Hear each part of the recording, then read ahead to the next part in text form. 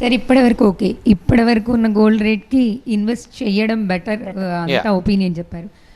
Coming to ఇప్పటి నుంచి ఇప్పుడు ఆల్రెడీ 1,00,000కి దగ్గరగా ఉంది. ఇప్పుడు యంగ్‌స్టర్స్ ఇప్పుడు ఇన్వెస్ట్ చేస్తే బెనిఫిటా కాదా? ఇన్ కేస్ ఇంత అబ్నార్మల్‌గా పెరిగినట్టు ఫ్యూచర్‌లో పెరుగుతుందా? ఇప్పుడు వీళ్ళందరూ ఇన్వెస్ట్ చేయాలి అంటే వీళ్ళని కన్విన్స్ చేయాలంటే ఇంతకు ముందు వచ్చినంత రిటర్న్స్ ఫ్యూచర్‌లో వచ్చే ఛాన్స్ ఉందా? ఇప్పుడు ఇన్వెస్ట్ చేయొచ్చా చేయకూడదా? Can they start of right now? తప్పకుండా అండి. ఇప్పుడు మీరు నిజంగా చెప్పాలండి, సో బంగారు రేటు ₹1,00,000 వచ్చింది కదా, మీరు ఆనందంగా ఉన్నారా లేరా? డెఫినెట్లీ నేను ఆనందంగానే ఉన్నాను సార్. మీ ఇంట్లో ఉన్న బంగారం విలువ పెరిగిందని ఒక ఆనందం ఉందా లేదా? అదొకటి ఉంది. ఇంకొంచెం యాడ్ చేసుకుందామంటే కొంచెం కష్టం అవుతుంది. ఇక్కడ ఉన్నది పెరిగింది కాబట్టి హ్యాపీగా. అయితే ఒకటి నేను ఫస్ట్ నుంచి చెప్తున్నానండి, short term investor and long term investor. ఇంట్లోకి వస్తువు కొనుక్కుంటున్నాము, నాకు 1-2 ఇయర్స్ వరకు మళ్ళీ నాకు దానికి ఆలోచించేది లేదు అంటే మాత్రం తప్పకుండా బంగారంలో పెట్టుబడి పెట్టడం తప్పేం లేదు. రాబోయే రోజుల్లో 1,00,000 కాదు, we are going to see big figures.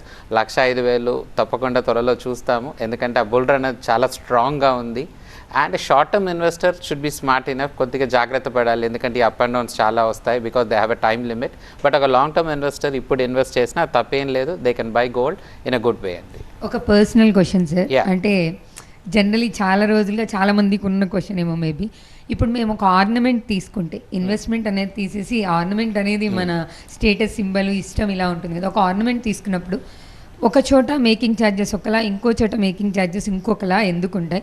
Ornament తయారు చేయడానికి ఒకటే మేకింగ్ ఛార్జెస్ ఎందుకు ఉండవు? కొంతమంది ఎక్కువ డిస్కౌంట్ ఇస్తారు, కొంతమంది తక్కువ ఇస్తారు. అండి లేదు, ఇది చాలా మంది మనసులో ఉన్న ప్రశ్న. I will give you an answer for it అండి. అందరూ రుచులు ఒకటి ఉంటాయా?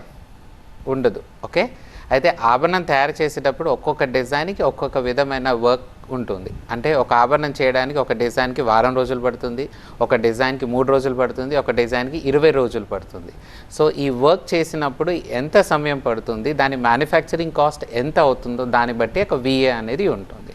అండ్ ఇప్పుడు లైట్ వెయిట్లో ఆభరణం ఉంది, లైట్ వెయిట్లో ఆభరణం చేయాలంటే కొద్దిగా ఎక్కువ కష్టపడాలి, ఎందుకంటే కస్టమర్ బడ్జెట్లో తీసుకురావడానికి. విఏ పిట్ బి లిటిల్ హయ్యర్. ఎక్కువ తూకంతో బల్కీగా ఉన్న ఆభరణం ఉంది, తయారు చేసేటప్పుడు ఈజీగా తయారవుతుంది, దాని ఖర్చు తక్కువ. అండ్ రాళ్ళు పొదిగిన ఆభరణం ఉంది, విఏ ఛార్జెస్ కొంచెం ఎక్కువ ఉంటాయి. రాళ్ళు పొదిగని ప్లెయిన్ ఆభరణం ఉంది, విఏ ఛార్జెస్ తక్కువ ఉంటాయి. అండ్ చాలామంది సందేహం ఉంటుంది, బంగారం కొంటున్నాను మళ్ళీ నాకు ఫుల్ విలువ కావాలంటే ఏ ఆభరణం కొనాలి, ఎలాంటి ఆభరణం కొనాలని చాలామందికి ఉంటుంది. ఎప్పుడైనా సరే ప్లెయిన్ జ్యువెలరీ కొనుక్కుంటే ఆల్వేస్ బెనిఫిట్, ఎందుకంటే మీరు పెట్టే డబ్బు పూర్తిగా బంగారం పైన పెడుతున్నారు, కేవలం మేకింగ్ ఛార్జ్ కడుతున్నారు. అదే రాళ్ళు పొదిగిన ఆభరణం పెడితే మీరు పెట్టే ఇన్వెస్ట్మెంట్లో పెట్టే మనీలో 50-60% మాత్రమే గోల్డ్కి పెడుతున్నారు, 30-40% you are putting it for your gems. So రత్నాల్లో పెట్టింది విలువ అనేది అది వేరే విషయము, బంగారంలో పెట్టింది మాత్రమే మనకు వస్తుంది. కాబట్టి ఎప్పుడైనా ప్లెయిన్ జ్యువెలరీలో ఉంటే ఇట్స్ అ వాల్యూ.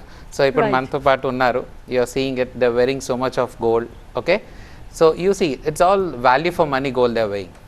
ఇప్పుడు వాళ్ళు వేసుకున్న ఆభరణంలో ఎక్కడ కూడా లక్క కానీ స్టోన్ కానీ లేదు. It's a value for money because they are very vice.